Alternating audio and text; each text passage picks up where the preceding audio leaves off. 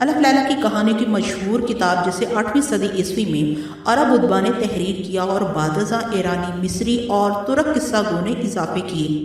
پورا نام الف لیلۃ اللیلۃ ہے اور جس کا مطلب ہے 1001 رات۔ کہتے ہیں کہ سمرقند کا ایک بادشاہ شہریار اپنی ملکہ کی بے وفائی سے دل برداشتہ ہو کر عورت ذات سے بدظن ہو گیا اور اس نے یہ دستور بنا لیا کہ ہر روز ایک نئی شادی کرتا اور دلہن کو رات بھر رکھ کر صبح کو قتل کر دیتا۔ سلسلہ اسی طرح چلتا رہا تو عورتوں کی تعداد کم پڑنے لگی۔ بادشاہ کے وزیر نے بھی اسے رائے دی کہ ایسا کب تک چلے گا، کوئی شادی کرنے کو بھی راضی نہیں ہوتی۔ بادشاہ نے اسے کہا تم اس کا بندوبست کرو ورنہ تمہیں قتل کر دیا جائے گا۔ آخر وزیر کی لڑکی شہرزاد نے اپنی صنف کو اس عذاب سے نجات دلانے کا تہیہ کر لیا اور باپ کو وہ مشکل راضی کر کے بادشاہ سے شادی کر لی۔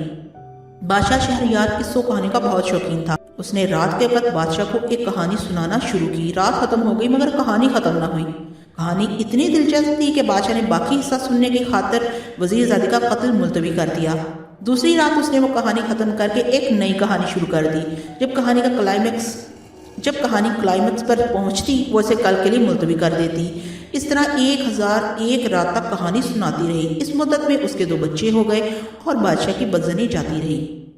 الف لیلا کی مشہور کہانیوں میں علی بابا 40 چور جس میں علی بابا جیسے غریب نوجوان کو دکھایا گیا ہے جو 40 چوروں کی ہیرے جواہر سے لدی غار میں پہنچ جاتا ہے اور ان کا خزانہ چوری کر لیتا ہے، بہت امیر ہو جاتا ہے۔ بعد ازاں ڈاکو اس کا پتہ لگا کہ اس کے گھر سے قتل کرنے کے ارادے سے تیل کے تاجوں کا روپ اختیار کر کے پہنچ جاتے ہیں، لیکن اللہ دین کی وفادار کنیز مرجینہ ان کو بہت چلاکی سے ختم کر دیتی ہے۔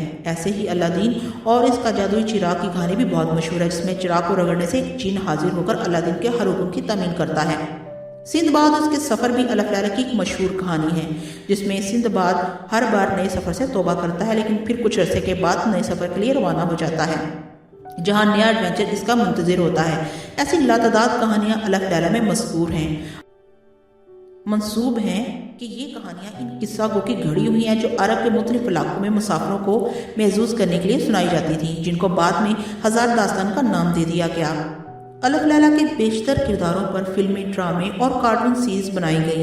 یہ بھی کہا جاتا ہے کہ الف لیلا کی اکثر کہانیاں بابل، فونیشیا، مصر اور یونان کی قدیم لوک داستانوں کو اپنا کر لکھی گئی ہیں اور انہیں حضرت سلمان ایرانی سلاطین اور مسلمان خلفاء پر منطبق کیا گیا ہے۔ ان کا ماحول 8ویں صدی عیسوی کا ہے۔ ایسی کہانیاں جن میں ان چیزوں کا ذکر ملتا ہے جو 8ویں صدی میں دریافت و ایجاد نہیں ہوئی تھی، بہت بات کے اضافے ہیں۔ محمد بن اسحاق نے الفہرست میں کہانی کو ایک کتاب 1000 افسانہ کا ذکر کیا ہے جو بغداد میں لکھی گئی تھی۔ اس کی ایک کہانی بھی درج کی ہے جو الف لیلا کی پہلی کہانی ہے۔ اسے ثابت ہوتا ہے کہ پہلی کتاب کا نام 1000 افسانہ تھا، نیز اس میں 1001 داستانیں نہ تھی۔ بعد میں مختلف مقامات پر اس میں اضافے ہوئے اور کہانی کی تعداد 1001 کر کے اس کا نام الف لیلا رکھا گیا۔ 1704 میں شائع شدہ پہلا فرانسیسی ترجمہ اسی سے موجود سارے تراجم سے کیا گیا ہے۔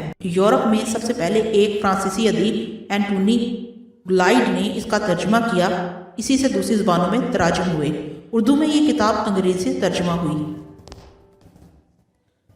ناظرین، مجھے امید ہے کہ آپ کو میری یہ معلوماتی ویڈیو اچھی لگی ہوگی۔ الف لیلا کے متعلق اگر آپ کو مزید کہانیاں سننی ہیں یا اس کے بارے میں جاننا ہے تو کمنٹ باکس میں آپ کمنٹ ضرور کیجئے۔ ویڈیو پہ لائک تو بنتا ہے، لائک بھی کیجئے، کمنٹ بھی کیجئے، شیئر بھی کیجئے اور مجھے بتائیے کہ آپ کو میری ویڈیو کیسی لگ رہی ہیں اور اپنی رائے ضرور دیجیے گا کمنٹ باکس میں۔ اگلی ویڈیو تک اجازت دیجیے۔ اللہ حافظ۔